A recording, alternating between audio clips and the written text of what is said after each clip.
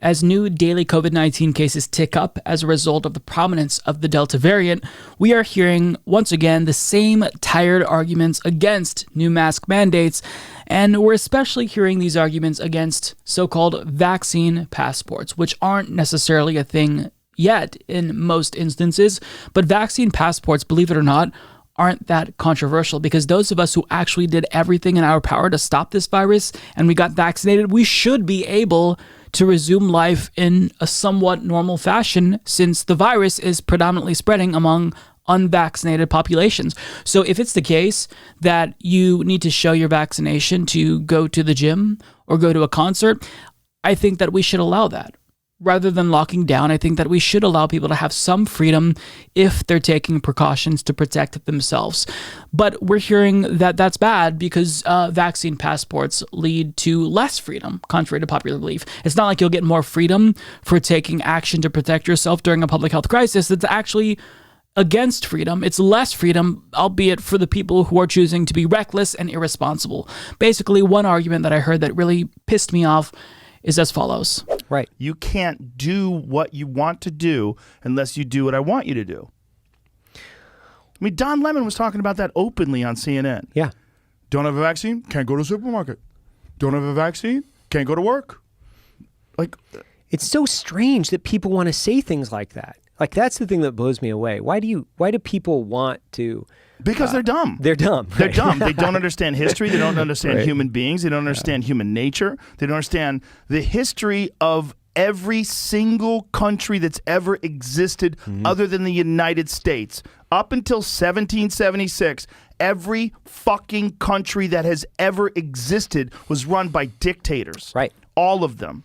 This is the first one where you had elected officials. This is the first experiment in self-government that actually worked, and it created the greatest superpower the world's ever known. It created the greatest cultural machine, the greatest machine of art and creativity and innovation right fucking here. And how did it do that? It did it through freedom. Because when you give people freedom, you let people do whatever the fuck they want to do, they actually find ways to succeed and grow and thrive. But as soon as you put the boots to them, as soon as you tell them, you have to do this or you can't do that, you have to listen to me, now you have a mini dictator. You have one step away from a king. You have a one step closer. You're moving one step closer to dictatorship. That's what the fuck is happening. That's what's going to happen with a vaccine passport. That's what's going to happen if they close borders. You can't enter New York City unless you have your papers. You can't go to here unless you have that. You can't get on a plane unless you do what I say. And people say, whoa, it's all about protecting people from the... No, it's not. It's not, because we've shown this is a fact. Sounds like Joe Rogan just tacitly endorsed open borders. Based. Now, look, when he says that this is about freedom, his argument is very, very dim-witted. It's an elementary understanding of freedom. Freedom doesn't work that way, and of course, we want to maximize freedom to the highest extent that we possibly can. But under every single circumstance, no matter how you slice it and dice it, freedom is not absolute. We can live in the freest society imaginable, but there's still going to be some restrictions on what others view as freedom. For example, I don't have the freedom to murder anyone who I don't like. Does that mean that my freedom has been eroded? Technically, yes. Thankfully, I don't want to murder anyone, but I mean, I don't have the freedom to murder anyone or commit mass murder. That's not necessarily a bad thing, and I'd argue that society is better off because we've restricted the freedom of others to commit murder. And you don't even have to be that extreme when we talk about the concept of freedom. I don't have the freedom to go out in public naked. Joe Rogan doesn't have the freedom to hang brain on the subway. Freedoms are restricted if it is better for the public good. So if we restrict freedom in some instances, then we aren't necessarily just inherently bad and authoritarian. Joe Rogan is correct to point out that we have lost freedoms in the United States. Civil liberties are being eroded thanks to things like the Patriot Act, right? But that doesn't necessarily mean that every single time the government imposes some new measure that restricts freedom to a degree, especially during times of crisis, it's inherently bad.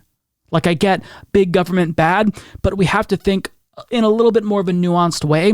And someone who doesn't really consider himself a political YouTuber, Ethan Klein of H3 Podcast, he had like the perfect response to this elementary understanding of freedom. He says on Twitter, has any conservative explained why masks and vaccines are tyrannical but not seatbelts, school vaccine mandates, driving license, gun ownership license, having to wear clothing in public, not being able to buy loud music at 3 a.m., not being able to defecate in public, etc.? Exactly.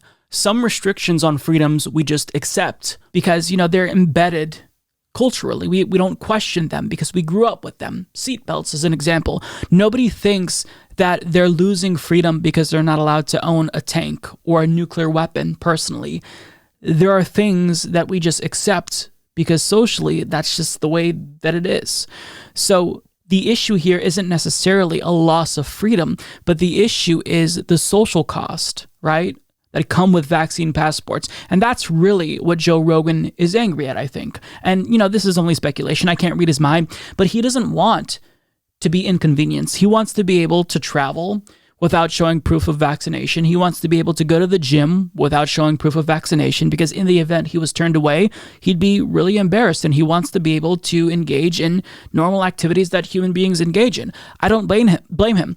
But the issue is that we're living through a pandemic. It's a public health crisis that killed over 600,000 Americans. So during times like this, we don't get to do everything that we want to do, right? We don't get to throw massive parties indoors if we want to be safe. We don't get to go through grocery stores with mask mandates and act like babies if they ask that we put on a mask. We don't get to do a lot of things because we're all having to make sacrifices because of this pandemic. Now, I, for one, have been making as much sacrifices as I can possibly make. Like all throughout the pandemic, I didn't go anywhere. I wouldn't even go to the grocery store. I'd have, curbside pickup ready. But finally, when I was vaccinated, I was able to be a little bit more free. So now it's time for the unvaccinated people and the anti-maskers like Joe Rogan. Now it's time for them to deal with the costs of a public health crisis. Now it's time for them to do their part, because everyone else, like myself, we did our part. We stood home, right? We didn't go anywhere. We didn't see family and friends for more than a year. Lots of us took it seriously. And so now that we have a vaccine that is highly effective and safe, we should be allowed the freedom that we didn't have to go to restaurants, dine indoors by showing proof of vaccination. It's not like this is something that is going to be permanent. Like Joe Rogan speculates that if you allow vaccine passports, once the government assumes this role, they dictate where you can and can't go, you're never going to get that power back. Except he fundamentally misunderstands the way that the economy and, more importantly, capitalism works. Okay? This is going to be very, very inconvenient for businesses if people reinstate mask mandates, if vaccine passports are required by certain businesses. That's going to hurt business. So it's not going to be a permanent measure. I guarantee it. It's a temporary thing that will allow people who have been vaccinated, who did everything that they need to do, to actually have some sense of freedom before, another mutation inevitably comes along that, completely is resistant to the vaccines. Like vaccine passports at a time like this, during a public health crisis, they enhance freedom. They enhance freedom if we want to be safe when we go out in public. But I mean, this freedom argument, like in America, when we use freedom, when we invoke that word, it's usually like nothing more than petulance, right? Like think about all of those, the Karens who refused to wear masks in stores. They'd cite freedom. I thought I lived in a free country. Actually, that doesn't give you permission to act like a fuckwad in public. That doesn't give you permission to treat others like shit because you believe that your freedom is being violated. I mean, Americans are the biggest babies ever. Like, it's not like there isn't anti-vaxxers and anti-maskers in other countries, but there's a level of petulance in the United States that we just don't see. It's not as common in other countries. At least I haven't seen it. Perhaps I'm ignorant, but it's just this whole freedom argument. I mean, if you don't want your freedom to be restricted because of vaccine passports, you could just get the vaccine. Go get the vaccine. It's safe, it's effective, it's widely available, and guess what? It's free. So get the vaccine, and then you don't have to worry about vaccine passports and you can shut the fuck up and maybe we can all move on at some point. But people like Joe Rogan, any a precaution that society takes to mitigate the spread of this highly contagious, deadly disease is bad. Like, he made fun of people saying that men who wear masks in their cars are effeminate.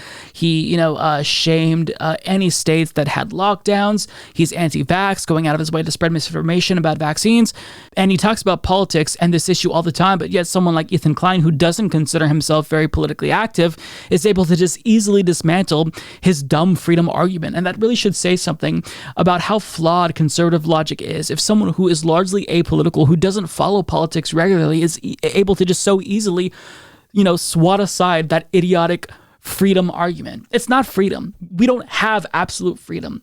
If we did, we can walk through the stores fucking naked and shit like that. It's just, this is stupid. And people like Joe Rogan, they're not capable of nuance. It's just surface level, elementary understanding of politics.